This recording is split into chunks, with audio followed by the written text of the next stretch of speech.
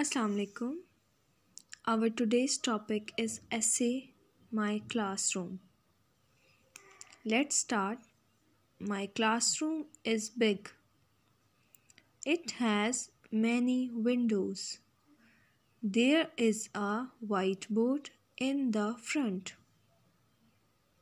There are benches and tables for us.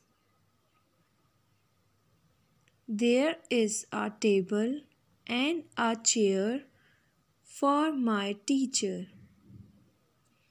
There are many bookshelves which have many books for us to read.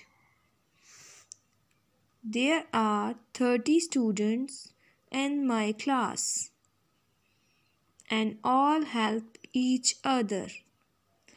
There is also a projector in my class.